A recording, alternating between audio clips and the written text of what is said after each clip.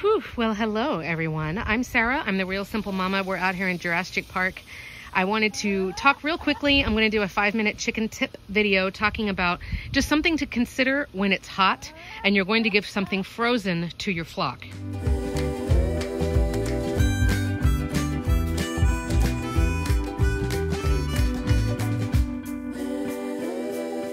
And I know I have people here on my channel, amazing people who are chicken tenders all over the world, from Arizona and Georgia and New Mexico, obviously other countries as well. But some of us who have really hot summers, I wanted you to just think about something. And it's not like a danger. It's not, anything other than as I learn and I evolve and I level up, I want to teach you also so that you just have more knowledge and you can make the best decisions for your own flock, whether it's a backyard flock or whatever the case may be. So in front of you, you see there's lots of water trays that I just filled up again. These are really cheap, like disposable foil trays that I got at H-E-B for like 3 of them for $3 or something. There are lots of strategies that you can do, and I have tons of videos here on my channel about how to keep your chickens cool. For me, once it gets close to 90 degrees Fahrenheit is when I feel like, okay, I need to go out and do something if at all possible. And that's talking like, having misters or giving them cool water or things like that. But as I've watched more videos this summer and I've been learning more, I read something and I was kind of like, oh yeah, that's a good point. So I wanted to teach you. When you're talking about giving something frozen to your chickens, like either just ice water, or I'm going to, spray them with ice cold water or dip them in ice cold water, or I am freezing treats like watermelon, corn, peas, whatever. There are lots of ways that you can do that. But I want to just caution you. And again, if you've been doing frozen treats, please don't freak out. You're not a bad person or anything like that. Just something to think about. It kind of depends on what you're giving them that's frozen, because the way chickens keep warm in the winter, and stay with me for a second, the way chickens keep warm in the winter is their bodies are like little furnaces, right? If you're really cold, then you would throw more wood on the fire, right? And that would make you warmer. That's kind of like how their bodies work. So if you're giving them something that is either harder to digest or that's high in sugar or starch content, it's going to make their body temperature go up.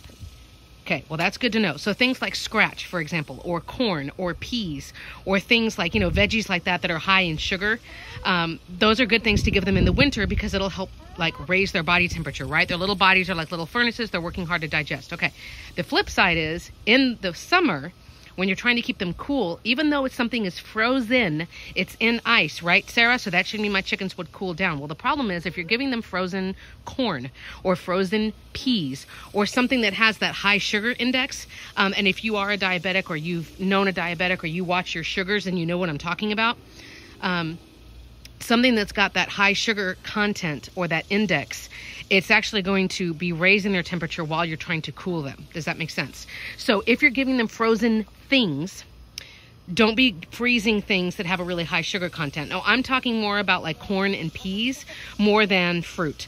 Watermelon, for example, is mostly water. A lot of berries have benefits. So again, it doesn't mean you can't give your chickens watermelon in the summer or anything like that. It just means kind of be thinking about what you're giving them, because even if you're trying to help, it may not actually help. The other thing is, I gave my chickens, that's frozen strawberries and blueberries, and I made kind of like a mush for them. That'll help them, stay hydrated and things like that. But you can see I also offer plain water. There's like 4 of these trays in the shade. There's their pool. There's that water. Sorry for the focus. So if they start to feel like this is too cold or I don't want this anymore, they're not forced to drink that berry slush. Does that make sense? The same thing with any other water additives that I give my chickens. And you can see that video here. Everything in balance. So I know some people, for example, love giving their chickens apple cider vinegar in their water. Well, I don't do that always. I do it sometimes because they need access to fresh water too, right? Just the plain old boring fresh water to balance out their systems. So just kind of be thinking about the 2 points of this video were, number 1, think about what you're freezing. Don't give them something that's got that high index like peas and corn. I would stay away from that stuff completely in the summer, unless you're giving it like really early in the morning or something. I just avoid it completely.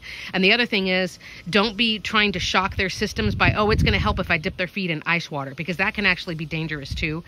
Same thing if you've ever been around like horses. You don't give them ice water after they've been out, after you've been riding your horse or whatever. It'll put them into shock. So yes, give them shade and circulation and plenty of water and things like that, but be mindful on what you're doing. thing with frozen treats, so that they, you know, you don't end up actually like hurting a situation and putting them into shock or making a situation worse when you're out there and you're trying to help. So let me know down in the comments. You know, muffin tins are great to freeze little things, or just buying a bag of like, you know, frozen vegetables. These were cheap frozen blueberries that we haven't used and they got freezer burn.